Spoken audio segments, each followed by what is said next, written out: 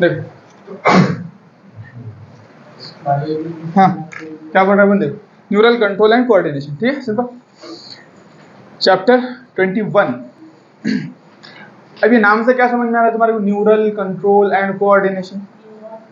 हाँ, हमारी बॉडी के ऊपर जो पूरी तरीके से न्यूरॉन्स का जो कंट्रोल है, हाँ एक साथ किस तरीके से काम करते हैं। देखो फॉर एग्जांपल हमको यहाँ पर फॉर एग्जांपल अपने लाइट चालू करें, एकदम से फ्लैश आया, जैसे अपन सुबह के टाइम पर क्या रहते हैं, खोल के सोए हुए रहते हैं, रात भर लाइट बंद है, एकदम से किसी ने लाइट चालू कर दिया तो कैसा। पर अगर सोचो अगर लाइट चालू करा, तुम्हारे आंखों पर लाइट आ रहा और हाथ उठ ही नहीं रहे तुम्हारे, फिर मुंडी घूम ही नहीं रही, तुम ऐसा ऐसा ही कर रहे, क्या जमेगा क्या नहीं। इसका मतलब क्या है कि एकदम से तुम्हारे सारे ऑर्गन एक बॉडी के तौर पे एक्ट करते हैं। हालांकि हाथ एक अलग ऑर्गन है, आंखों के लाइट तो आंखों पर पड़ा, हाथ को कोई फर्क पड़ना चाहिए नहीं, लेकिन तुम क्या करते फट से ब्लैंकेट ऊपर मुंह पर डाल देते। आया फील इस चीज का। इसका मतलब न्यूरॉन्स एक कोऑर्डिनेटेड वे में काम करते हैं। क्या करते हैं न्यूरॉन्स, एक कोऑर्डिनेटेड वे में। ऐसा नहीं है कि भाई हाथ के न्यूरॉन है तो हाथ के रिस्पॉन्स करेंगे, आंखों के न्यूरॉन है तो आंखों के रिस्पॉन्स करेंगे, नहीं, वो एक साथ एक कोऑर्डिनेटेड पूरी बॉडी यूनिट, यानी पूरे बॉडी को यूनाइट करते हो। अगर हाथ को तकलीफ हुई तो पूरी बॉडी रिस्पॉन्स करेगी। अगर फॉर एग्जांपल हमारे हाथ को चटका लगा तो हम पूरी तरीके से उसको पीछे ले लेंगे, समझे। आंखों पे जलन नहीं था, बराबर हाथ उठकर आंखों को खुजाने लग जाएंगे, समझे। तो तकलीफ कहीं पर भी हो, बॉडी को एक होल मानती है, तो ये बॉडी पूरी होल बनी कैसे, न्यूरॉन्स की वजह से। यानी न्यूरॉन्स हर जगह मौजूद होने की वजह से हमारी पूरी बॉडी एक यूनिक और एक यूनाइटेड सिस्टम के तौर पर काम करे, समझे। पूरा मिलकर एक सिस्टम बन रहा है, इसीलिए बोला न्यूरल। तो न्यूरॉन्स किस तरीके से हमारी बॉडी को कंट्रोल करते हैं, तो ये सबक में हम इसके बारे में सारी चीजें पढ़ने वाले हैं। Neural control and coordination. चलो सबसे पहली लाइन क्या बोलता है, एज यू नो, जैसा तुम जानते हो, the function of organ system in our body must be coordinated to maintain homeostasis. यानी क्या बोल रहा हूँ, फॉर एग्जाम्पल देखो, जैसे कुत्ता पीछे लग गया हमारे, क्या हुआ, कुत्ता पीछे लग गया। अब कुत्ता पीछे लग गया, अंदर से हम बहुत खतरनाक डर गए, दिल एकदम स्पीड से धड़ धड़ धड़ धड़ करना चालू कर, लेकिन पैर भागने के लिए उठ ही नहीं रहे, कहीं खड़े रहते। जमने वाली है, तुम बोलो काम जमने वाला है क्या, नहीं। अगर वो कोऑर्डिनेटेड वे में काम ही ना करे, जैसे दिल बोल रहा है चले भागना भागना, लेकिन वो नहीं, मतलब ही नहीं, पैरों को अगर मतलब चलेगा तो, है ना। तो यानी बॉडी अगर कोऑर्डिनेटेड वे में काम ना करे तो क्या होगा, इमेजिन करो, समझ पा रहे तुम बात। तो बॉडी पूरी एक कोऑर्डिनेटेड एक सिस्टम के तौर पे काम करती है, तब जाके हम सारे रिस्पॉन्स शो कर पाते हैं। तो ये लाइन पहली लाइन यही बोलती है, देखो, एज यू नो, जैसा तुम जानते हो, the function of organ and organ system in our body must be coordinated, coordinated ही होना चाहिए, मस्ट बी कोऑर्डिनेटेड, यानी एक साथ एक यूनिट के तौर पे काम करना चाहिए, समझे बात। टू मेंटेन होम्योस्टैसिस, तब जाकर हमारी बॉडी का बैलेंस बरकरार रहेगा, होम्योस्टैसिस रहेगा। अगर कोई किधर काम कर रहा कोई किधर, तो ऐसा हमारी बॉडी का बैलेंस बरकरार नहीं रहेगा। यानी हम जब चल रहे तो पैर भी मूव करना चाहिए, थोड़ा बहुत हाथ भी मूव करते हैं, हमारी बॉडी पोस्चर भी उस तरीके का रहता है। चल रहे तो ऐसा मुंडी ऐसा करके चलते क्या, नहीं करते, क्यों, क्योंकि चलते तो उस टाइम पर स्ट्रेट चलते हो, है ना, और बॉडी का पोस्चर पूरा मेंटेन रहता है। इसका मतलब जब तुम जो भी काम कर रहे हो उसमें तुम्हारी पूरी बॉडी इन्वॉल्व, तो तब जाकर होम्योस्टैसिस क्या बोलते हो, कांस्टेंट बॉडी इन्वायरमेंट को बोलते हैं होम्योस्टैसिस। जो तुम्हारा टेम्परेचर है वो सारी बॉडी का टेम्परेचर रहने वाला है, जो तुम्हारा पीएच है, जो सारी चीजें बॉडी का एक होम्योस्टैसिस मेंटेन है, एक इक्विलिब्रियम के अंदर, एक सुकून के अंदर तुम्हारी बॉडी है। ऐसा नहीं है कि दिल जोर से धड़क रहा और पैरों को फुर्सत ही नहीं, पैर बोलते चलो नीचे बढ़ जाता मैं ऐसा करके नीचे, ऐसा नहीं होने वाला। हाँ, तो अगर कोई ऑर्गन परेशान है तो सारे के सारे उसका साथ देने वाले, यानी पूरी बॉडी में एक जैसी कंडीशन रहेगी, उसको बोलेंगे वो होम्योस्टैसिस। तो कब अचीव हो पाएगी होम्योस्टैसिस, जब कोऑर्डिनेटेड वे में काम हो, समझे बात। जब फॉर एग्जांपल देखो अपना, अगर कोई पढ़े कोई ना पढ़े तो क्या सबका लेवल बरकरार रहेगा। फॉर एग्जांपल एक बच्चा बहुत अच्छे से पढ़ा है, एक बिल्कुल भी नहीं पढ़ा, तो क्या सबके मार्क बराबर आएंगे, नहीं। तो सबके मार्क, पूरी क्लास की तरक्की होने के लिए क्या जरूरी है कि सबने उतनी जान लगा के पढ़। हाँ, कोई कम पढ़ेगा कोई ज्यादा पढ़ेगा, लेकिन जान सबकी उतनी लगनी चाहिए, समझे। तो तभी जाकर पूरी क्लास की तरक्की हो सकती है, सबके सब तरक्की कर सकते हैं। लेकिन एक पढ़े ही ना, एक पढ़े तो क्या होने वाला है, क्या तरक्की अभी होने वाली नहीं। तो इस तरीके से बॉडी का है, अगर एक ऑर्गन रिस्पॉन्स करे एक ना करे तो क्या होम्योस्टैसिस मेंटेन रहने वाली है, नहीं। लेकिन अगर सारे के सारे ऑर्गन एक साथ काम करने लगे तो तब जाकर हमारी होम्योस्टैसिस मेंटेन रहेगी। तो इसीलिए बोला कि जो न्यूरल सिस्टम है वो तभी होम्योस्टैसिस मेंटेन रहेंगी जब कोऑर्डिनेटेड वे में काम होगा। पहली लाइन क्लियर होगी तुम्हारी को खुद ही, ये समझने वाली लाइन है। सिर्फ पूछ सकता है कि कब होम्योस्टैसिस को कौन मेंटेन कर रहा है, हाँ न्यूरॉन। किस तरीके से, कोऑर्डिनेटेड वे में काम कर, समझे? बिल्कुल। तो as you know the function of the organ और organ system in our body must be coordinated to maintain homeostasis. Coordination is the process through which two or more organ interact and complement the complement the complement the function of one another। अब coordination की definition दिया। Coordination में क्या होता है? एक अकेला इंसान, जैसे क्लास में एक ही बच्चा है, वो अकेला कोऑर्डिनेशन कर रहा है। कोऑर्डिनेशन अगर एक के लिए एग्जिस्ट करेंगे कभी कोऑर्डिनेशन नहीं।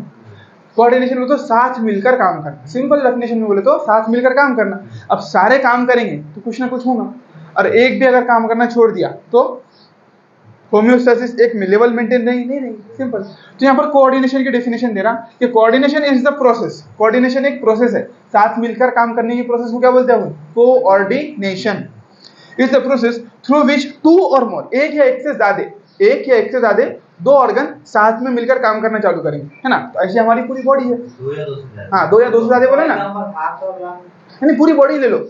हमारे केस में तो फॉर एग्जांपल बोल सकते हैं, जैसे डाइजेशन के अंदर, डाइजेशन में कौन कौन पार्ट करता है? देखो, डाइजेस्टिव सिस्टम तो करता, साथ साथ लिवर भी काम करता है, कोऑर्डिनेशन में काम हो रहा है ना। हार्ट में लंग्स और हार्ट साथ में काम करते हैं ना। हार्ट ब्लड पंप करता, लंग्स उसको क्या करता है? ऑक्सीजनेटेड करता। तो ये कोऑर्डिनेशन है, दोनों का साथ मिलकर काम हो रहा है, समझे बात? हाँ, होम्योस्टैसिस बोले तो कांस्टेंट बॉडी इन्वायरमेंट। होम्योस्टैसिस की डेफिनेशन क्या होगी?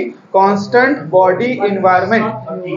एक साथ काम करेंगे तो अपने बॉडी का एनवायरनमेंट बरोबर है। हाँ, बिल्कुल बिल्कुल, ये नॉर्मल बात है। जैसे अपन पूरी बॉडी एक स्टेट में रहेंगे, पूरी बॉडी अगर हम शांत है तो शांत, सुकून से बैठे तो पूरी बॉडी सुकून में रहेंगे। ऐसा नहीं है कोई ऑर्गन हाथ है वो एकदम खतरनाक, एकदम भामल गया और हमारे पैर वो सुकून से बैठे, ऐसा नहीं रहेगा। अगर हमको तकलीफ है तो पूरी ऑर्गन को ऐसा नहीं रहेगा, पूरी बॉडी एक यूनिट के तौर पे काम करेगी। अगर किसी एक भी पार्ट को दर्द हुआ तो तकलीफ पूरी बॉडी में होगी, वो बोलते ना अगर एक भी पार्ट अगर इन्फेक्ट हुआ तो इफेक्ट पूरी बॉडी में पड़ेगी, है ना?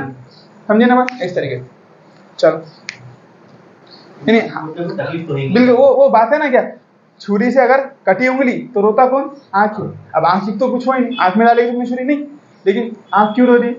क्योंकि तुम्हारी बॉडी एक होल यूनिट है, सिस्टम है, पूरा एक सिस्टम है। हाँ, इसीलिए ठीक है। तो कोऑर्डिनेशन की तरफ समझ में आई, साथ मिलकर काम करना, सिंपल। अगर इसको डेफिनेशन के अकॉर्डिंग देखें तो एक प्रोसेस है जिसके अंदर दो या दो से ज्यादा ऑर्गन काम करते हैं और इंटरैक्ट करते हैं एंड कॉम्प्लीमेंट यानी साथ देते हैं एक दूसरे का, कॉम्प्लीमेंट यानी मदद करते हैं, complement the function of one another, एक दूसरे के काम में मदद करते हैं। जैसे अब देखो, हार्ट का क्या है? पंप करना है, फिल्टर पंप करना है ब्लड को, लेकिन उसकी मदद कौन कर रहा है? लंग्स। किस तरीके से मदद कर रहा है? ब्लड को ऑक्सीजनेट करके, है ना। डाइजेस्टिव सिस्टम का काम क्या है? फूड को डाइजेस्ट करना, लेकिन उसकी मदद कौन कर रहा है? लीवर। किस तरीके से? एंजाइम्स बना के। समझ पा रहे तुम बात, है ना? इस तरीके से पैरों का काम क्या है? चलना। पैरों का काम क्या है? चलना, लेकिन पीठ हाथ ये मुंडी क्या करे? उसकी मदद करे। फॉर एग्जाम्पल एकदम ये नीचे गिर जाए, पैरों को बोले चलो, हम लेट जाते हैं, तुम चलो, चल पाएंगे? कभी पैर नहीं चल पाएंगे, है ना। तो इस तरीके से काम हो रहा है, ठीक है। देखो, पहले दो लाइन बस जस्ट फॉर अंडरस्टैंडिंग, इससे इस सबक से क्वेश्चन नहीं बनने वाला। हाँ, वो अगर स्टेटमेंट क्वेश्चन, देखो ये सबक की, हर सबक की एक वेटेज रहने वाली है, हर सबक की एक वेटेज रहने वाली है। ऐसा कुछ भी लाइन उठाकर क्वेश्चन नहीं आ सकता। अगर तुम ह्यूमन फिजियोलॉजी पूछ रहे तो फिजियोलॉजिकल एस्पेक्ट से ही क्वेश्चन बनने वाला है। कुछ ना कुछ तुमको इंटरनल ऑर्गन के बारे में पूछेगा, कोई ना कोई स्ट्रक्चर के बारे में पूछेगा, कोई ना कोई क्या बोलेंगे उसको, अपने सेगमेंट कौन सी लोकेशन पूछ लेगा, इस तरीके से। इसमें जनरलाइज स्टेटमेंट बेस्ड क्वेश्चन बहुत कम आते हैं। बॉटनी के अंदर स्टेटमेंट क्वेश्चन जो है ना, स्टेटमेंट बेस्ड क्वेश्चन वो रैंडम दिया है, इसमें भी आएंगे, लेकिन कैसे आएंगे? कोई ऑर्गन की लोकेशन इस तरीके से देगा, समझे ना। तो अपने को यहाँ पर ज्यादा चीजें याद करनी है, स्ट्रक्चर्स को समझना है, उनके फंक्शन को समझना है। ये जो बेसिक है, अभी क्या कर रहा है, चैप्टर चालू हो रहा है अभी, तो क्या कर रहा है अभी? बस अंडरस्टैंडिंग बनाने के लिए बात कर रहा है, सिंपल। कि आओ इधर आओ, चलो देखो कहाँ पढ़ने वाले हैं, कौन सी चीज है, डायरेक्ट चालू कर देंगे, भाई देखो हमारा दिमाग रहता, फिर तुम बोलेंगे क्या दिमाग रहता है? वो तो अपने को मालूम है दिमाग रहता, लेकिन ये सारी चीजें तुमको मालूम ही नहीं रही कि किस तरीके से हमारी पूरी बॉडी एक यूनिट के तौर पे काम करती है। तो फिर चैप्टर का मीनिंग ही समझ में नहीं आएगी। अपन क्या पढ़ रहे सबक में कि हमारी बॉडी किस तरीके से पूरी एक यूनिट के तौर पे काम करती है, समझे ना बात? तो अब तुमको समझ में आ गया कि चैप्टर ये बोलना चाहता है कि हमारी बॉडी पूरे एक होम्योस्टैसिस में कैसे मेंटेन रहती है। कोऑर्डिनेशन का समझ में आया मतलब? चलो, When we go physical exercise, when we देखो, अब यहाँ से यहाँ तक कि देखो पहली जो लाइन है वो कम से कम इंपॉर्टेंट भी तो है ना, वो डेफिनेशन के अकॉर्डिंग क्वेश्चन आ भी तो सकता है उस पर, है ना, स्टेटमेंट बेस। उसके बाद की लाइन जो है ना, यहाँ से यहाँ तक कि तुमको डायरेक्ट मार्क कर देना है, यहाँ से लेकर तो मैं जहाँ तक बताऊंगा ना वहां तक की, उसको अभी पढ़ लो, इसके बाद में पढ़ने की जरूरत नहीं, जनरलाइज पढ़े, उसको रटना नहीं है। देखो ये जो मैं लाइन्स बता रहा ना तुमको, अगर तुम इसको भी रटते बैठे तो फिर मेरा पढ़ाना और तुम्हारा पढ़ना फजूल है, तुमको क्या करना है, जो लाइन में बोला कि ये इंपॉर्टेंट है, इसको तुमको याद करना है, तो इसको 50 मरतबा पढ़ो ना, जितना पढ़ेंगे तुम्हारा फायदा है। लेकिन जो मैं बोला कि भाई अब देखो कैसा, देखो समझाता मैं तुमको, खुद समझ में आएगा क्यों इंपॉर्टेंट है। देखो फॉर एग्जांपल, वो अब जो मैंने चीज समझाया ना, उसी चीज को एक्सप्लेन करने वाला है। देखो for example, when we do physical exercise, जब हम फिजिकल एक्सरसाइज कर रहे हैं, simple physical exercise, the energy demand is increase for maintaining the increase muscular activity. अब जब तुम जिम कर है ना, डंबल उठा रहे, ये कर रहे, तो एनर्जी डिमांड बढ़ गई, ज्यादा एक्टिविटी, हाँ ज्यादा एक्टिविटी हो रही है ना, तो पसंद सोते डंबल पसीना निकलता है, फिर एक्सरसाइज करते डंबल निकलता, बोलो इसका मतलब वहाँ एनर्जी ज्यादा लग रही, सिंपल, ठीक है। तो the energy demand is increased for maintaining an increased muscular activity. The supply of oxygen is also increased. The increased supply of oxygen necessitates an increase in the rate of respiration. तो इसीलिए है ना, अब देखो जरूरत किसकी थी, muscle को, बॉडी का बना रहे थे, तो मसल बना रहे थे ना, अपनी एक्सरसाइज कर रहे थे। अब रेस्पिरेशन बढ़ने का क्या मतलब आ गया, समझ पा रहे तुम बात, यानी वही जो मैंने बात बताया ना अभी, ये बोलो इसके ऊपर कोई क्वेश्चन आएगा क्या, जो ऐसा वैसा, वो तो एक एग्जांपल समझाने के लिए बता रहे ना बोल, कि देखो अगर तुम एक्सरसाइज करते हैं तो भले ही तुम तकलीफ मसल को दे रहे, लेकिन बढ़ रहा क्या तुम्हारा ब्रीदिंग रेट, हाँफ रहे थे, हाँफने को तो मतलब ही नहीं आया था ना, सिंपल बात है। जैसे उंगली कटी तो आंखों को रोने का क्या मतलब आया था, उंगली ने रोने को ना था, सिंपल बात है ना। फिजियोलॉजिकल एक्टिविटी बढ़ी तो एनर्जी प्रोडक्शन बढ़ गया, तो इसकी वजह से ऑक्सीजन हाँ। सप्लाई फिर ज्यादा लगनी हुई, तो इसलिए हम ब्रीदिंग रेट बढ़ जाता है ना, हम इस तरीके से चालू करें। क्यों क्यों कर रहे हैं ऐसा, क्योंकि हाँ, क्योंकि अब ऑक्सीजन की रिक्वायरमेंट ज्यादा है, एनर्जी ज्यादा लग रही, एनर्जी ज्यादा लग रही, तो एनर्जी बनाने के लिए ऑक्सीजन चाहिए, तो ऑक्सीजन को मेंटेन करने के लिए हमारा ब्रीदिंग रेट बढ़ा। हालांकि ब्रीदिंग का कोई रिलेशन था नहीं था, लेकिन अगर ब्रीदिंग रेट नहीं बढ़ता तो एक होम्योस्टेसिस मेंटेन रहेगी, तो ऑक्सीजन खत्म हो जाता हमारे पास, है ना।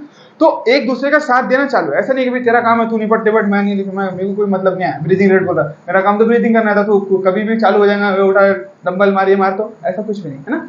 अगर वो जब भी चालू होगा, चाहे आधी रात को क्यों ना हो, उसका साथ देगा, सब साथ देंगे, हाँ। इसी को बोलते हैं एक यूनिट, एक सिस्टम, कोऑर्डिनेटेड सिस्टम। ये लाइन याद रखने की वजह, बस इसको समझ लो, ये एग्जांपल है, इसमें क्वेश्चन आएंगे, तुम सोचो, खुद ही सोचो, अरे बोलेगा कि वो कभी क्या बढ़ेगा कि नहीं बढ़ेगा, तुमको खुद को मालूम है, एक्सरसाइज करेंगे तो पसीना जाने वाला है, ऑक्सीजन डिमांड बढ़ने वाला है, ब्रीदिंग रेट बढ़ने वाला है, ब्लड ज्यादा फ्लो होगा, सिंपल आ रहा समझ में। चलो देखो, the increased supply of oxygen increase necessitated an increase in the rate of respiration, heartbeat, and increased blood flow via blood vessels when physical exercise is stopped. अब जब तुम रुक गए, तब भी रेस्पिरेशन चालू रहेगा क्या, नहीं।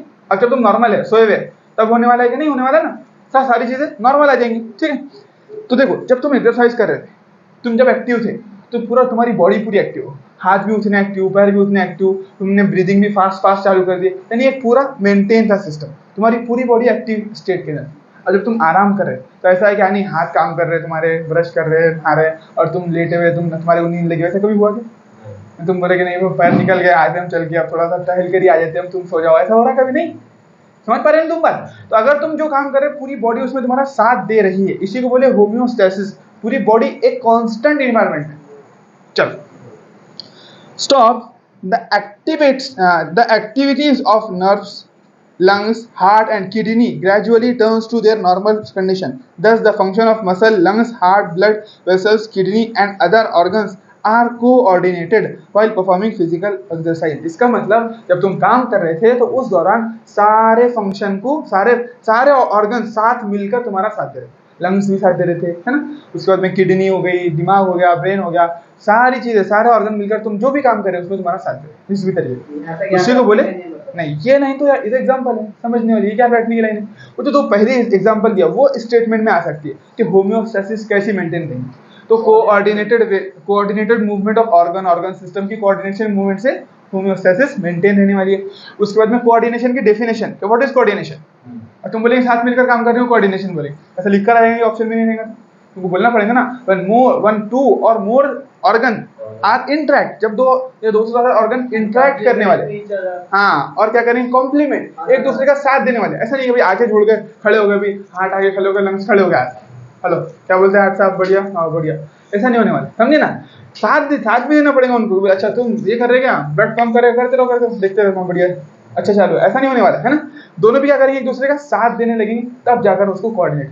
जैसे यहाँ पर सब लोग आ गए, बाहर के लोग भी आ गए, अच्छा सब पूछ रहे क्या क्या चलो तुम्हारा, अच्छा ये पढ़ रहे तुम, मैं तो आर्ट्स पढ़ने वाला हूँ, अच्छा मैं कॉमर्स पढ़ने वाला हूँ, मैं साइंस पढ़ने वाला हूँ, तो क्या इसको कोई क्लास बढ़ेगी पर्टिकुलर में? क्या इससे कुछ होने वाला है ऐसा पढ़ने से? नहीं। तो तुमको एक दूसरे का साथ देकर चलना पड़ेगा, तब जाकर कुछ ना कुछ वजूद में आएगा। सिंपल। तो बहुत देर पर ये बात हो गई, तुमको पहली 2 लाइन याद करनी है, उसके बाद से देखो यहाँ से चालू हो ना अपना, कहाँ से देखो, when we do physical exercise से लेकर तो एक्सरसाइज तक, एक्सरसाइजेस, हाँ, परफॉर्मिंग फिजिकल एक्सरसाइजेस तक के तुमको उसको मार्क कर देना है, बस इसको बार बार पढ़ने की जरूरत ही नहीं, ठीक है, टाइम वेस्ट नहीं करना है। In our body the neural system and the endocrine system jointly coordinate and integrate all the activities of organs so that they function in a synchronized fashion। अब हमारी बॉडी में सिर्फ न्यूरल ही नहीं होता, देखो ये लाइन यहाँ पर मिल गई तुमको, हमारी बॉडी में सिर्फ दिमाग ही नहीं, साथ साथ हार्मोन्स भी क्या करते, हमारी बॉडी को, पूरी बॉडी को जोड़ने का काम करते और एक साथ काम करते। फॉर एग्जाम्पल देखो झटका लगा, जैसे तुमको झटका लगा, तो झटका लगा तुमको, फिर आधे घंटे के बाद में फील हुआ अच्छा तो झटका लगा था तो जल गया है ना यार, कम हटा देते क्या, रन देते, फिर जान क्या कर हटा नहीं, आधा घंटा तो हो भी गया। ऐसा होता है कभी? कितनी स्पीड है तुम हटाते जल्दी से, तो तुम जा रहे थे सामने से ट्रक गुजर गया, तुम एकदम से पीछे हो गए, तो ऐसा होता क्या कि तुम जा रहे थे ट्रक गुजर गया, फिर तुम्हारे हड्डियां सोच रहे मर गए तुम, उसके बाद में अरे यार हटा दे, ऐसा हो गया? कभी नहीं होता ना, क्यों नहीं होता ऐसा? क्योंकि एक सिंक्रोनाइज बोले तो एट ए टाइम, साथ, एक साथ काम करने को बोलते हैं सिंक्रोनाइज। देखो क्या बोलते हैं ना, देखो जैसे मैं बोला कि भाई मैं इधर मैं लिखा ना, तुम सिंक्रोनाइजली लिखो भी, साइमल्टेनियसली सिंक्रोनाइज, हाँ एक साथ, साइमल्टेनियस का मतलब कैसा होता है, एक साथ होता है, तो ऐसा सिंक्रोनाइज का मतलब भी वैसे ले सकते हो तुम, एक साथ काम करने, यानी साथ मिलकर काम करने को बोलेंगे सिंक्रोनाइज में, ठीक है। तो क्या बोला, 2 सिस्टम, न्यूरल भी मतलब हाँ। आपको भूख लगी तो अपने दिमाग में न्यूरल है, खाना खाना होता है, हाँ। एक साथ ही फिर उसके साथ हार्मोन भी रिलीज होएंगे। हाँ बिल्कुल, यानी देखो 2 सिस्टम है तुम्हारे, दो, तुम्हारी बॉडी को 2 लोग मेंटेन करते हैं, एक तो न्यूरल, जहां न्यूरल नहीं जाता वहां एंडोक्राइन पहुंचता। देखो जैसे हाथ के ये उंगलियों की पोर है ना, यहाँ पर बोलो हमारे हर सेल तक न्यूरॉन नहीं जा सकते, हमारे हर सेल तक न्यूरॉन नहीं जा सकते, और ना ही हर सेल तक हार्मोन पहुंच सकते नहीं हार्मोन पहुंच सकते, इसीलिए तो लाइन अप नहीं, देखो हमारे हर सेल तक के न्यूरॉन नहीं जा सकते, लेकिन हमारे एक सेल के ऊपर न्यूरॉन हार्मोन्स का कंट्रोल है हमारी बॉडी का, क्योंकि न्यूरॉन्स क्या है, केमिकल तो कहीं भी जा सकते हैं ना, देखो हार्मोन्स क्या है, केमिकल तो केमिकल कहीं भी जा सकते, लेकिन न्यूरॉन्स क्या है, प्रॉपर एक सेल है, तो वो अंदर कितने अंदर जाएंगे, टिश्यू के अंदर एक लिमिट रहेंगी, वो लिमिट तक जाएंगे, उसके बाद में फिर न्यूरॉन का काम चालू हो जाएगा, समझे, फिर हार्मोन का काम चालू हो जाएगा, न्यूरॉन हार्मोन हो जाएगा, मतलब दोनों की एक कोऑर्डिनेट, हाँ यानी दोनों को, सिस्टम और न्यूरल सिस्टम दोनों कोऑर्डिनेट, हाँ दोनों मिलकर तुम्हारी पूरी बॉडी को कंट्रोल करें, समझे। तो ये लाइन इंपॉर्टेंट है, क्या बोले, देखो in our body neural system and endocrine system jointly, दोनों मिलकर, समझे, in our body neural system and endocrine system क्या बोलते हैं, एंडोक्राइन जो हार्मोन रिलीजिंग है ना, हाँ, तो endocrine system jointly coordinate and integrate, jointly coordinate यानी साथ मिलकर काम करते हैं और साथ पूरी बॉडी को जोड़ते हैं, एक यूनिट बनाते हैं। ऐसा नहीं कि हाथ में चटका लगा तो हाथ देखते बैठेगा, ऐसा नहीं होने वाला, पूरी बॉडी को एक यूनिट बनाते हैं, jointly coordinate and integrate all the activities of the organs so that they function in a synchronized fashion, ताकि वो एक सिंक्रोनाइज्ड फैशन में काम कर सके। ऐसा नहीं कि चटका लगा, दोनों एक साथ काम करें, बस सिंपल। हाँ ऐसा नहीं कि भाई उंगली कटी तो 2 घंटे के बाद में रोना चालू करें, जब उंगली कटेगी तभी आंसू निकले, समझ में? जैसे भी वैसा ही है, हाँ एक साथ सिंपल बोलो, एक साथ होने वाला है। डायरेक्ट मैसेज जाएगा इधर और रोना चालू कर, किसी ने तुमको बातें सुनाई चले गए, थप्पड़ मार दिया, अब तुमने थप्पड़ मारा किसी ने, फिर तुमने दूसरे साल, अच्छा तुमने उस साल थप्पड़ मारा, फिर जाकर उसको मारा, ऐसा होने वाला है, तुमको इधर से लड़ेंगे तुम दूसरी पढ़ देंगे उसको, है ना। तो ये है सिंक्रोनाइज्ड में काम करना, समझे बात, ऐसा। चलो the neural system provides an organized network of, अब देखो समझा रहे हो कि न्यूरल में क्या फर्क है और इसमें क्या फर्क है ना। देखो द न्यूरल सिस्टम, देखो न्यूरल सिस्टम क्या रहता है, the neural system provides an organized network of point to point connections for a quick coordination. अब न्यूरल में कैसा रहेगा, इलेक्ट्रिक का तार कैसा रहता है, तार अपना इलेक्ट्रिक का तार बस उस तरीके से, जैसे फॉर एग्जांपल देखो यहाँ से तार चालू हुआ, यहाँ से फिर ऐसा चले गया, फिर ऐसा चले गया, बस ऐसा पॉइंट टू पॉइंट कनेक्शन, फिर ऐसे ब्रांच चलेगी, फिर इस तरीके से ब्रांच चलेगी, यानी एक पॉइंट से चालू होकर ब्रांच की फॉर्म में वो पूरी बॉडी में इस तरीके से ब्रांचिंग की फॉर्म में कनेक्टेड है, यानी पॉइंट टू पॉइंट है, यहाँ से चालू हुआ फिर यहाँ खत्म, फिर यहाँ से चालू, यानी यहाँ से यहाँ, फिर यहाँ से यहाँ, ऐसा पॉइंट पॉइंट जा रहा है, सिंपल समझे, पॉइंट टू पॉइंट कनेक्शन है, कहीं पर भी टूटा हुआ नहीं है। जैसे बिजली का तार ऐसा रहेगा कि फॉर एग्जांपल मोहल्ले के बाहर टूट गया फिर एकदम से घर के अंदर निकल गया, नहीं, पॉइंट टू पॉइंट कनेक्शन रहता है। जो अपना इलेक्ट्रिसिटी का जो तार है ना, उसका जैसा कनेक्शन रहता, उसी तरीके से हमारा न्यूरल काम है, क्या करता है, same as it is neural काम करता है अपना, कैसा? Point to point connection. The neural system provides an organized network, एक प्रॉपर तरीके का नेटवर्क है। नेटवर्क बोले तो जाल है ना, network of point to point. Organize मतलब सब मिलकर नहीं, ऑर्गेनाइज मतलब बेहतरीन। जैसे अब देखो बिजली के जो तार है अपने कहीं पर भी कभी रोड के अंदर से, कभी खिड़की में से, कभी ऐसा निकलते हैं नहीं, एक ऑर्गेनाइज प्रॉपर खंबा रहेगा, उसके प्रॉपर फिर तार जाए हुए रहेंगे, कभी घर के अंदर से, कभी घर के बीच में से। ऑर्गेनाइज होके ऑर्गेनाइज बोले तो एक अच्छे सिस्टम के अंदर सिस्टमेटिक तरीके से, है ना। जैसे इंसान ने कपड़े पहना तो एक ऑर्गेनाइज वे में कपड़े पहनता है, ऐसा पहनता है कि अभी शर्ट को नीचे पहन लिया, पैंट को ऊपर पहन लिया, ऐसा पहनता है कि जूते हाथ में लेके घूम रहा है, वो एक अनऑर्गेनाइजेशन में हो गया, है ना। लेकिन एक प्रॉपर तरीके से इंसान पैंट है तो पैंट की जगह भी पहनेगा, शर्ट है तो शर्ट की जगह, ये ऑर्गेनाइज हो गए, समझे। अब अगर बिजली का तार है तो कभी भी बीच में से ऐसा कभी आएगा कि नहीं, कभी खिड़की में से आ जा रहा है, कभी किचन से, ऐसा नहीं। वो एक ऑर्गेनाइज फैशन के अंदर खंबे से खंबा होते हुए पूरा प्रॉपर तरीके से पूरे शहर में सप्लाई होगा। हाँ, सलीके से तरीके से एक प्रॉपर ऑर्गेनाइज्ड वे रहेगा। ऑर्गेनाइज्ड नेटवर्क ऑफ न्यूरल वो रहेगा, हाँ। नर्व्स रहेगा, ऑर्गेनाइज्ड और न्यूरॉन।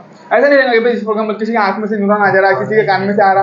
कभी देखे तुमने एक इंसान है उसकी आंख में से बाहर न्यूरॉन निकल गया, एक इंसान है उसके कान में से निकल गया, एक ये बाहर ऐसे ऊपर न्यूरॉन हो गया, ऐसा कभी देखे नहीं देखे? न्यूरॉन अपने रहेगा। आँख में फॉर एग्जांपल यार बाजी कोई हाँ, वो तो होता है, लेकिन पूरा एक जो सिस्टम में जो जाल बिछाएगा ना वो सलीके से बिछाएगा। जिस तरीके से बिजली का जो अपना जाल बिछाते हैं तो कितने ऑर्गेनाइज वे में बिछाते हैं कि नहीं यार, लाइन अगर बहुत ज्यादा बारिश होगी तब भी नुकसान नहीं होने को ना, तूफान आएगा तब थोड़ा कम नुकसान होने को ना। ऑर्गन को लगेगा मतलब वो जाने बहुत सारे नहीं, नहीं, एक सिस्टमेटिक अरेंजमेंट, सिंपल यानी प्रॉपर वे में वो अरेंज किया गया है, उसको बोलते हैं ऑर्गेनाइज्ड नेटवर्क। जैसे जैसे मतलब ऑर्गन पे लगे हुए हो न्यूरॉन। जैसे लाइन जैसी सेंसरी मोटर न्यूरॉन। बिल्कुल बिल्कुल। तो देखो पॉइंट टू पॉइंट समझ में आया तुम्हारे, पॉइंट टू पॉइंट, ये लाइन इंपॉर्टेंट है। तो न्यूरल जो है वो पॉइंट टू पॉइंट रहता है, यानी जहां से खत्म हुआ वहीं से चालू होने वाला, बीच में गैप नहीं रहने वाली, ठीक है। Point to point network of connections for a quick coordination, और इसका कोऑर्डिनेशन कैसा? क्विक। जैसे देखो इलेक्ट्रिसिटी का बटन दबाओ चालू आ गया, बटन दबाओ चालू। नल का सिस्टम कैसा रहता है? बटन दबाएंगे 2 मिनट रुको फिर पानी आता है, इस तरीके से बोरिंग का, है ना, थोड़ा रुकना पड़ता है। लेकिन इलेक्ट्रिसिटी का वैसा नहीं, बटन दबाओ चालू, बटन दबाओ बंद। तो इतना क्विक इलेक्ट्रिसिटी जैसे, हाँ लाइट की स्पीड में, बस वही सिग्नल वही इलेक्ट्रिसिटी जैसे इम्पल्स यहाँ पर काम करता है ना, स्पीड ऑफ लाइट से, ठीक है। यानी तुमने क्या करे, तुमको झटका लगा, तुमने हाथ हटाया, कभी सोचे क्या झटका लगता है, चलो आधा घंटा वेट करते, लगने दो, थोड़ा जल्दी तो बाद में हटा रहे। एग्जांपल है कि मतलब अपना न्यूरल सिस्टम लाइट की स्पीड में काम करता है। बिल्कुल बिल्कुल, समझ सकते हो। हाँ समझ सकते। चलो अंडरस्टैंडिंग द कोऑर्डिनेट, देखो the endocrine system provides chemical integration. अब देखो न्यूरल का क्या बोला? पॉइंट टू पॉइंट बोला, और क्विक बोला, बहुत फास्ट। अब देखो एंडोक्राइन का कैसे रहेगा?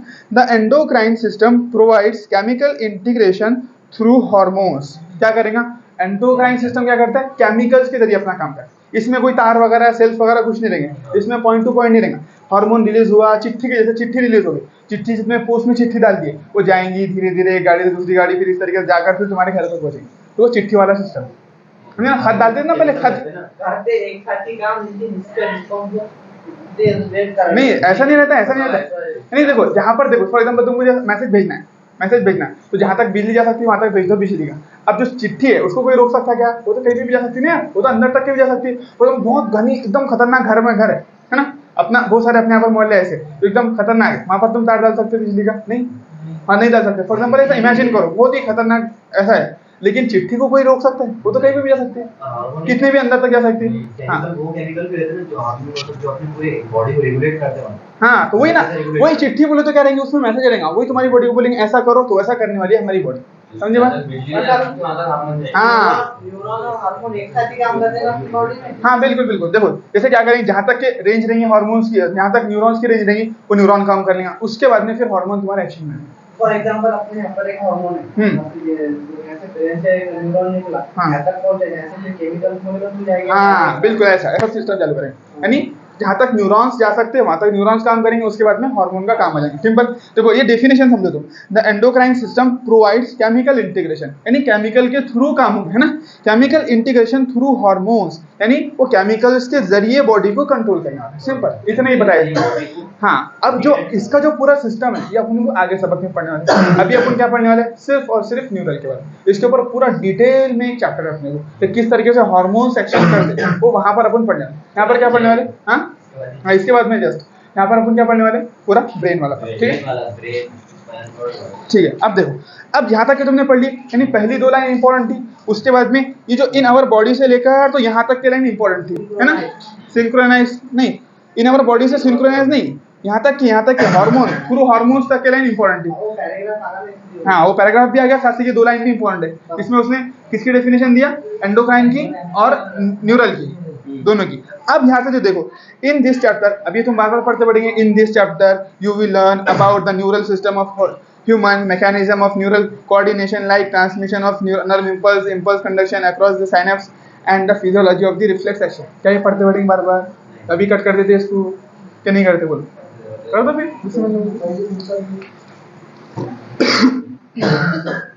अब देखो चलो आ जाओ न्यूरल सिस्टम, किस पर आएंगे, न्यूरल सिस्टम। अब देखो क्या बोले जा रहा है न्यूरल सिस्टम के बारे में। सारा भी ह्यूमन भी पढ़ जाएगा, आगे दूसरी चीज है। पढ़ना है, स्टार्टिंग में थोड़ा सा दिया हुआ है बस। वो एनिमल किंगडम में एक एक का पढ़ना है अपने को, थोड़ा थोड़ा जो है ना, थोड़ा बहुत इंट्रोडक्शन एनिमल किंगडम में पढ़ना है, यहाँ पर पूरा नहीं पढ़ना, यहाँ पर थोड़ा बहुत पढ़ना है। देखो न्यूरल सिस्टम की बात करें, न्यूरल सिस्टम, तो न्यूरल सिस्टम जो रहता है ना वो एक्टोडर्मल इन ओरिजिन रहता है। कहाँ रहता है? अपने 3 लेयर पढ़े थे, है ना, मीजो, एंडो, एक्टो। तो जो एंडोडर्मल कौन से रहते हैं, जो अपना डाइजेस्टिव सिस्टम है, पेट वगैरह जो है ना, वो जनरली एंडोडर्मल इन ओरिजिन है ना, यानी एम्ब्रियोनिक स्टेज में हमारी 3 वॉल्स बनती है ना, एंडो सबसे अंदर वाली, फिर मीजो बीच वाली, और सबसे ऊपर वाली एक्टो, ठीक है। तो ये जो एंडो है इससे क्या बनेगा, डाइजेस्टिव सिस्टम बोल सकते हो तुम, डाइजेस्टिव सिस्टम। इससे क्या बोलेंगे बोलो, हाँ हार्ट, बोन, ब्लड, ये सारी चीजें इससे बनी, किससे, मीजो से, इससे है ना। हाँ बी देखो, B for bone, B for blood और एच फॉर हार्ट, इस तरीके से सोच सकते हैं। मसल्स, हाँ मसल्स, ठीक है। अब बचा एक्टो, क्या बचा, तो हमारा जो न्यूरल सिस्टम है ना, जनरली मेजर जो पार्ट है उसका वो ectodermal in origin, neural system.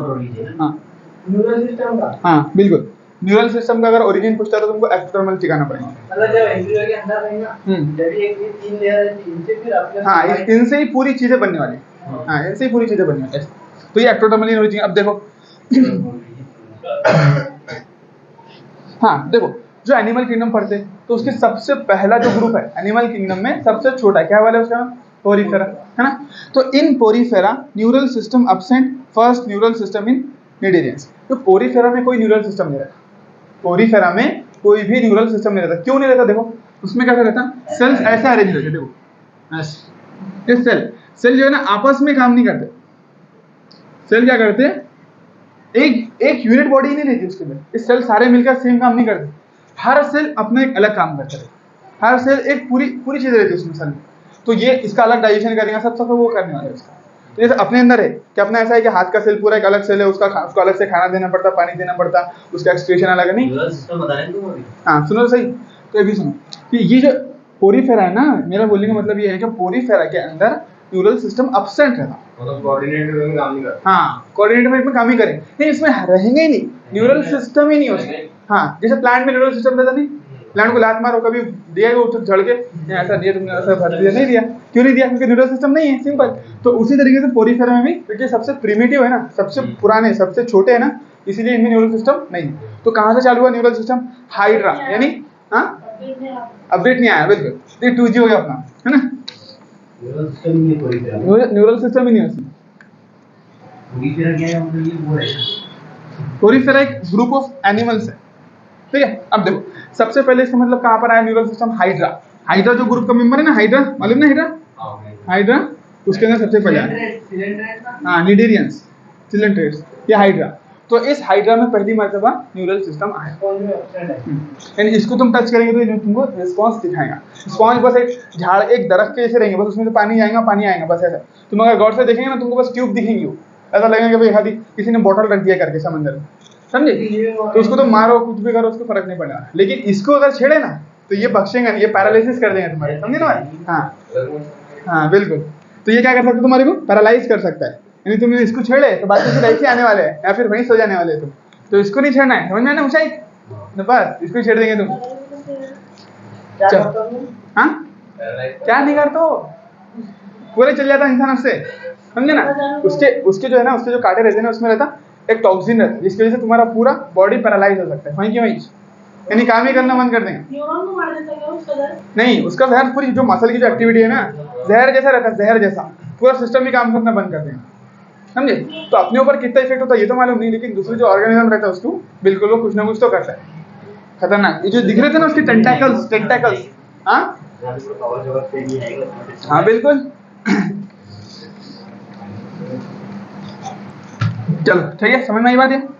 तो हाइड्रा में रहता है, इसका मतलब न्यूरल सिस्टम, ये बात समझ नहीं थी, ठीक है।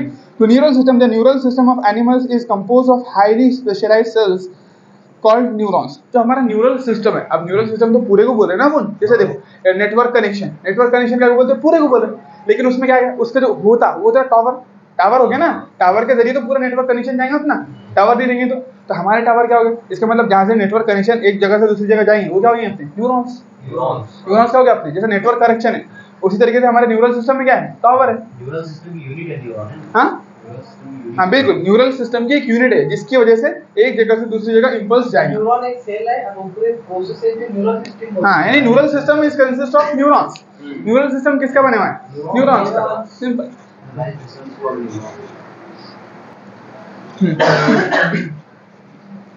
तो अपन ये बोल दिए the neural system of all animals is compose. अब देखो न्यूरल सिस्टम एनिमल का ही फीचर है, फंगस में न्यूरल नहीं देखने मिलेगा और प्लांट में न्यूरल नहीं देखने मिलेगा। मोनेरा में पढ़े क्या, मोनेरा पढ़ चुके ना, मोनेरा में पढ़े क्या पुणे नहीं पढ़े, प्रोटिस्टा में पढ़े नहीं पढ़े। इसका मतलब neural system is the feature of animals, only animals only animals. और एनिमल्स में भी कहाँ से चालू हुआ, हाइड्रा से, कोरिफेरा में नहीं।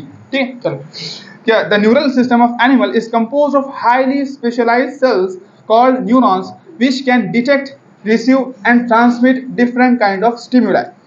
देखो डिटेक्ट कर सकते हैं, डिटेक्ट यानी जैसे तुम अगर मैंने आंखें बंद कर दिया और लाइट बंद करा तो क्या तुम डिटेक्ट कर सकते, फील कर सकते ना, इसको डिटेक्ट करना है नहीं फील करना। अगर तुमको मैंने कहीं पर भी लेके चले गया और पूछा कि बोलो आंख बंद कर दिया तुम्हारी और पूछा कि बोलो अंधेरा या उजाला है, क्या पूछा अंधेरा है या उजाला है, तो तुम बता पाएंगे आसानी से अंधेरा या उजाला। क्यों, क्योंकि तुमने इंपल्स को डिटेक्ट कर, जो स्टिमुलस बोले तो कोई भी एक रिस्पॉन्स, कोई भी एक जो चीज, एक मैसेज, हाँ मैसेज बिल्कुल, हाँ लाइक एक स्टिमुलाई, तो तुम उसको आसानी से डिटेक्ट कर सकते। सही बात है, किसी ने तुमको टच किया तुम उसको डिटेक्ट कर सकते। टेस्ट, हाँ तो हमारे जो 5 सेंसरी ऑर्गन रहते हैं ना, स्किन हो गई, आईज हो गई, उसके बाद टंग हो गई है ना, ईयर हो गए है ना, इस तरह के जो 5 सेंसरी ऑर्गन है हमारे, नोज, हाँ नोज, तो ये सारी चीजें क्या करते हैं, ये स्टिमुलस को डिटेक्ट करते हैं। तो हमारे को हमको जो कुछ भी मैसेज मिलता है इन्हीं के वजह से मिल सकता है ना, समझे बात। तो हमारे पास 5 अलग अलग तरीके के चीजें सेंस करने के ऑर्गन है। स्किन क्या करेंगे, टच को सेंस कर लेंगे, टंग क्या करेंगे, टेस्ट को सेंस करेंगे है ना, केमिकल, नोज खुशबू को, और ईयर वॉइस को, है ना, इस तरीके से। तो ये सारे क्या हमारे सेंसरी ऑर्गन्स है। तो इसके थ्रू हम क्या कर सकते हैं, सेंस कर सकते है ना।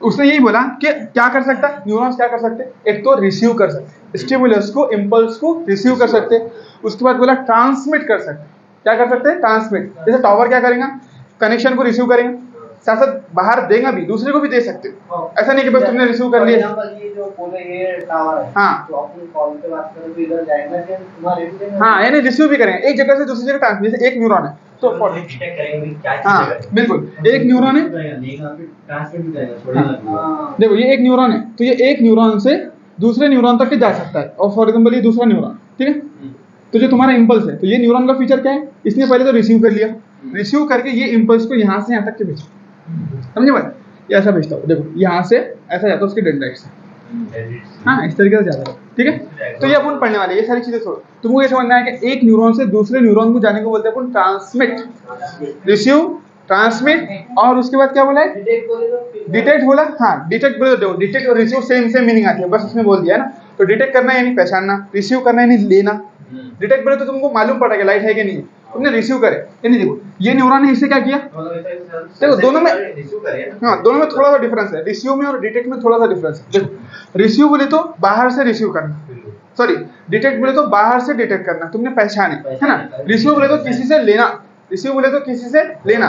तो न्यूरॉन देखो, ये न्यूरॉन देना, दे रहा, इसका मतलब देना क्या हो गया, ट्रांसमिट करना न्यूरॉन का फंक्शन हो गया, और ये ले रहा तो लेना भी क्या हो गया, हाँ ऐसा इसने बोला कि नहीं मैं देने वाले हूँ, मैं दूंगा, इसमें लूंगा नहीं कभी नहीं, हाँ तो इसका मतलब ये भी क्या होगा, इसका न्यूरॉन का फंक्शन हो गया। तो रिसीव भी न्यूरॉन का फंक्शन है, ट्रांसमिट भी न्यूरॉन का है, और बाहर से सेंस करना वो भी किसका फंक्शन है, समझे। तो अगर फॉर एग्जांपल चटका लगा, तो चटका लगा तो यहाँ पर जो न्यूरॉन मौजूद है उन्होंने डिटेक्ट किए, उन्होंने क्या किए, डिटेक्ट किए, फिर इसने इसको ट्रांसमिट किया और इसने इससे रिसीव किया, समझ गया, बढ़िया।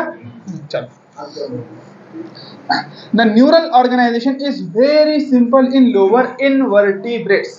इन्वर्टिब्रेट तो जिनको रीढ़ की हड्डी नहीं है, और जिन उसमें भी सबसे जो लोअर रहते छोटे छोटे छोटे, जैसे हाइड्रा की बात करें अपन ने, जैसे हाइड्रा की बात करें ना, उसमें रहता, लेकिन अपने इतना स्पेशल नहीं रहता कि वो सोचेंगे यार नहीं वो बाहर से आ रहा, अब उधर से आ गया तो मैं कैसे मारूं उसको, जैसा अपन सोचते कितना खतरनाक दिमाग दौड़ाते अपन, तो अपने ऐसा नहीं है।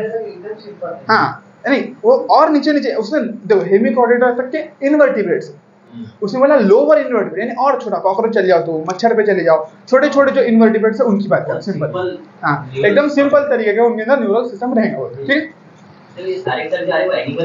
बिल्कुल एनिमल में आ रहे, कभी अभी एक भी प्लांट मिल गया तो बोल देना अपन एनसीईआरटी को बदल देंगे, सिंपल, ठीक है। चलो, the neural organization is very simple in lower invertebrates. For example, in hydra it is composed of network of neurons, यानी सिर्फ न्यूरॉन है, क्या है, सिर्फ न्यूरॉन है।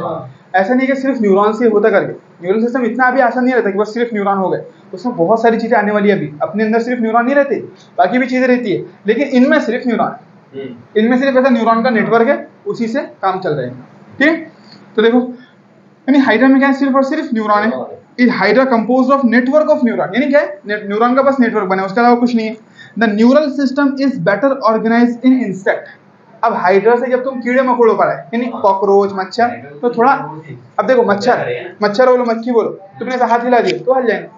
हाइड्रा को ऊपर से हाथ हिला तो कुछ नहीं होने वाला, जब तक कि उसको तुम जाकर टच नहीं करे, जब तक कि तुम्हारे कुछ नहीं करना है ना, इस तरीके से सोच सकते हो तुम, यानी उतना एक्टिवेट नहीं है। मच्छर सोचेंगे भाई यहाँ पर जाना नहीं जाना, उसको सारी चीजें सेंस होगी, सिंपल है ना। तो एक जो इंसेक्ट, हाइड्रा से थोड़ा बेहतर कौन है, इंसेक्ट, और सबसे बेहतर कौन हो गया फिर अपन, है ना। तो हाइड्रा के पास में सिर्फ नेटवर्क ऑफ न्यूरॉन्स है, यानी न्यूरॉन से न्यूरॉन कनेक्टेड है, न्यूरॉन से न्यूरॉन कनेक्टेड है, बस इस तरीके का हाइड्रा के पास में। इंसेक्ट के पास में थोड़ा और स्पेशल हो गया, ठीक है। देखो better organize in insects where a brain is present along with a number of ganglia and, हाँ जहाँ पर क्या है, इंसेक्ट के पास में ब्रेन जैसा कुछ रहता है, वेयर अ ब्रेन, क्या बोला उसने, यानी इंसेक्ट के पास में क्यों बेटर है बोला, देखो हाइड्रा के पास में सिर्फ न्यूरॉन है। अब देखो ये किसके पास हो गया, हाइड्रा के, नेटवर्क ऑफ न्यूरॉन किसकी बात कर लिया अपने, हाइड्रा की। अब मतलब इंसेक्ट की, इंसेक्ट, अब इंसेक्ट में क्या रहता बोलता, देखो क्यों बेटर रहता, कि बेटर ऑर्गेनाइज इंसेक्ट वेयर, जहां पर अ brain is present along with a number of ganglia. देखो ब्रेन क्या बोलते हैं, दिमाग, सिंपल, तो ये बड़ा सा ब्रेन होगा उसका। गैंग्लिया बोले तो जहां पर बहुत सारे न्यूरॉन आकर इसकी गांठ जैसी बनती है, गैंग्लिया बोले तो यूनाइट, क्या बोलेंगे उसको, एक क्या बोलेंगे, यूनाइटेड न्यूरॉन्स को बोलेंगे अपन गैंग्लिया। जब बहुत सारे न्यूरॉन आएंगे, हाँ जैसे न्यूक्लियोलस बनता है ना, यानी बहुत सारे न्यूरॉन्स आके जब एक जगह जुड़ जाते, एक पूरा कॉम्प्लेक्स ऐसा पूरा नेटवर्क बनता है, एक जाल जैसा बन जाता। जाल तो पूरा देखो फैला हुआ जाल है, तो उसको क्या बोलेंगे अपन, न्यूरॉन्स का जाल है। लेकिन बहुत सारे न्यूरॉन एक जगह आगे एक स्ट्रक्चर बनाते हैं, ऐसा एक ऐसा गोल स्ट्रक्चर बनाते हैं, है ना, जिसमें बहुत सारे न्यूरॉन रहेंगे, बिल्कुल बहुत सारे न्यूरॉन रहेंगे, तो इसको बोलेंगे गैंग्लिया। क्या बोलेंगे इसको, बस गैंग, गैंग का रहती है, बहुत सारे लोग आ गए तो गैंग बन गई, तो इसलिए इसको गैंग्लिया चिपका दिया, ठीक। तो ये क्या हो गया अपना गैंग्लिया, सिंपल। तो तुमको ब्रेन समझना है, ब्रेन में क्या होगा, फिर ऐसे बहुत सारे गैंग्लिया, बहुत सारे न्यूरॉन नहीं है ब्रेन में, गैंग्लिया एक गांठ हो गई, ऐसे कई सारे न्यूरॉन्स की जो क्लस्टर्स है वो बनाएंगे ब्रेन। तो ब्रेन कुछ नहीं है, ब्रेन न्यूरॉन्स का एक बस बड़ा सा एक स्ट्रक्चर है, इसमें पूरे के पूरे न्यूरॉन्स एक्यूमुलेट होकर भरे हुए, वो सारे न्यूरॉन्स को अगर तुमने खोल दिए तो फिर तुम्हारी बॉडी, यानी जो तुम्हारी जो दूसरी बॉडी के न्यूरॉन है, इसका मतलब वो पूरे खुले स्ट्रक्चर है, लेकिन ब्रेन में वो सारे न्यूरॉन्स क्या है, एक्यूमुलेट है। यानी बॉडी के न्यूरॉन ब्रेन में एक्यूमुलेट है ऐसा नहीं बोल रहा मैं, यानी ब्रेन में न्यूरॉन्स एक्यूमुलेटेड है, और पूरी बॉडी में जो तुम्हारे न्यूरॉन्स रहते हैं वो खुले एक जाल जैसे हैं। नहीं एक न्यूरॉन यानी एक गैंग्लिया नहीं, एक न्यूरॉन एक सबसे छोटा यूनिट न्यूरॉन है उसका। बहुत सारे न्यूरॉन्स ये देखो सेल, जैसे सेल बहुत सारे सेल मिलकर क्या बनाते हैं, टिश्यू, बहुत सारे टिश्यू मिलकर ऑर्गन, तो ब्रेन एक ऑर्गन है। गैंग्लिया क्या है, सेल, न्यूरॉन, गैंग्लिया देखो न्यूरॉन क्या है, सेल है, गैंग्लिया को तुम एक टिश्यू जैसा समझ लो, और ब्रेन को एक ऑर्गन जैसा समझ लो, बड़ा स्ट्रक्चर, ठीक है, बढ़िया। तो लेकिन फीचर में अलग अलग रहेंगे, बोलो, हाँ ट्रिलियंस ऑफ न्यूरॉन रहेंगे। अब टिश्यू में देखो, टिश्यू है तो टिश्यू में सेल नहीं है क्या, बिल्कुल, और ऑर्गन है तो ऑर्गन में सेल नहीं है क्या, तो इसका मतलब पूरा का पूरा ऑर्गन कैसे बने हुए, हार्ट जो ऑर्गन सारे के सारे सेल से बने हुए, हाँ टिश्यू भी है उसमें, इस तरीके से, समझे बात। चलो अब यही बात है, तो इसीलिए इंसेक्ट में क्या बोलता है, गैंग्लिया, ब्रेन भी है, ब्रेन देखो, ब्रेन प्लस गैंग्लिया, इसमें छोटे छोटे जो ऐसे रहेंगे उसको क्या बोलेंगे, गैंग्लिया रहेंगे, इसको बोलेंगे गैंग्लिया, ठीक है। तो इसलिए इंसेक्ट में थोड़ा बेटर है बोलता, where a brain is present along with a number of ganglia and neural tissue, साथ साथ न्यूरल टिश्यू भी रहेंगे। अब देखो ये थोड़ी थोड़ी उनके डेफिनेशन में फर्क है। न्यूरल टिश्यू एक अलग स्ट्रक्चर हो गया, गैंग्लिया से गांठ जैसी बनी तो गैंग्लिया बोल दिए, न्यूरल टिश्यू बोले तो और एक अलग स्ट्रक्चर है, फॉर एग्जांपल न्यूरॉन। हाँ, ये बहुत सारे न्यूरॉन ऐसे साथ में मिल गए तो उसको न्यूरल टिश्यू बोल दिए। इस तरीके से उनके बस अरेंजमेंट में या फिर उनके स्ट्रक्चर में फर्क है, तो इसलिए उनके अलग अलग नाम पड़े। इसको अपन और एक मरतबा जो एक एक है ना, गैंग्लिया की सही डेफिनेशन क्या है और न्यूरल टिश्यू क्या रहते हैं वो देखने वाले हैं, लेकिन उनके स्ट्रक्चर में फर्क है। बस फंक्शन तो सबके क्या है, डिटेक्ट करना, वो करना, थोड़े बहुत इस तरीके से ही है। तो गैंग्लिया का थोड़ा बहुत और स्पेशल फंक्शन हो जाएगा, न्यूरल टिश्यू का थोड़ा एक अलग फंक्शन हो जाएगा, इस तरीके से होने वाला है बस। लेकिन तुमको समझना कितना है कि भाई गैंग्लिया क्या रहता है, एक गोल स्ट्रक्चर मान लो गैंग्लिया है ना, न्यूरल टिश्यू को cluster of neuron, neural tissue मान लिया, समझ गैंग्लिया। हाँ, हो गया, समझ में नहीं आता कि बात। Where a brain is present along with the number of ganglia and neural tissue, the vertebrates have a more developed neural system। अब हमारे अंदर क्या सबसे अल्टीमेट लेवल, मोस्ट डेवलप, मोर नहीं मोस्ट, हमारे अंदर वर्टिब्रेट में मोर है, वर्टिब्रेट में मोर है। जैसे सांप हो गया, बिच्छू हो गया, कॉकरोच हो गया, सॉरी अपने मगरमच्छ हो गया, गाय भैंस, ये सारी चीजें मोर है, लेकिन अपने में मोस्ट, अपन अल्टीमेट लेवल, अपने ज्यादा ऊपर कोई भी नहीं। वर्टिब्रेट से ज्यादा मोस्ट अपन ह्यूमंस मोस्ट, वर्टिब्रेट मोर है, ह्यूमंस मोस्ट। समझे बात? चलो यहाँ तक अपना कंप्लीट हो गया ना, बढ़िया से इसको समझो। अब देखो तुमको क्या करना है, स्टार्टिंग के जो जो मैंने लाइंस बताया वो सारी याद, ये पूरा पैराग्राफ इंपॉर्टेंट है, ये पूरा का पूरा पैराग्राफ इंपॉर्टेंट है ना, इसको छोड़ना नहीं है कभी तुमको। जो चीज मैंने बोला कि छोड़ दो, स्किप कर दो, उनको छोड़ना है, बाकी सारे कवर करना है। पकड़ने का नहीं, याद